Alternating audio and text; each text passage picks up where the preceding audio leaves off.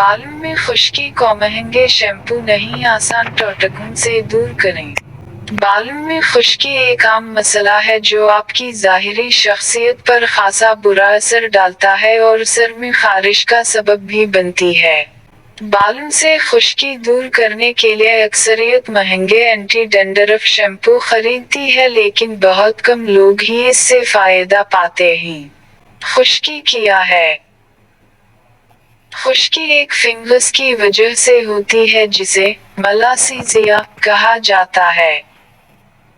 ये मरतूब मौसम में पैदा होती है। यही वजह है कि मौसम गर्मा और मानसून के मौसम में जब बहुत ज्यादा पसीना आता है तो खुश्की एक बड़ा मसला बन जाती है। कुछ लोगों को सर्दियों में भी खुश्की का सामना करना पड़ता है, क्योंकि ठंडी हवा आपके बालों से नमी खत्म कर देती है।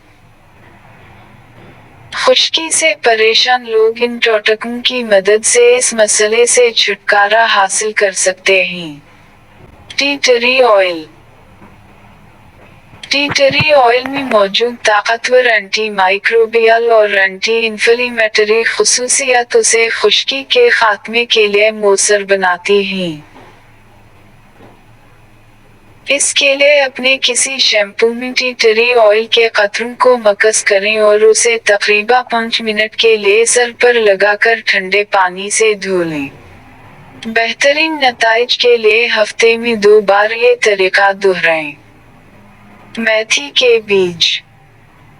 खुश्की से छुटकारा हासिल करने में मेथी के बीज बेहतरीन हैं। ये एंटी बैक्टीरियल और एंटी फंगल खुसूसियत से भरपूर होते हैं।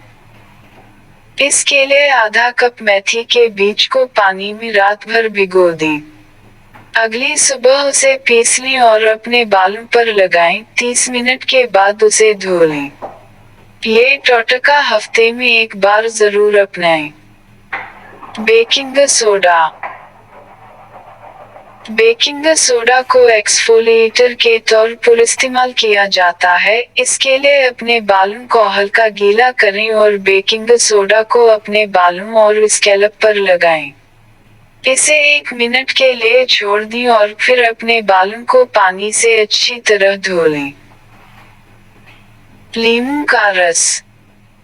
लीमू का रस खुश्की को दूर करने के लिए एक मौसर इलाज है। इसके लिए 1 प्याले में लीमू का रस और दही मक्स करें।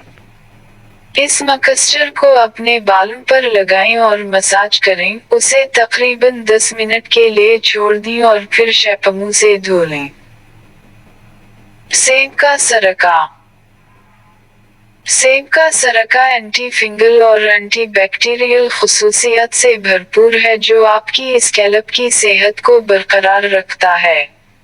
उसके लिए 1 प्याले में सेब का सरका और पानी बराबर मकदार में मक्स करें।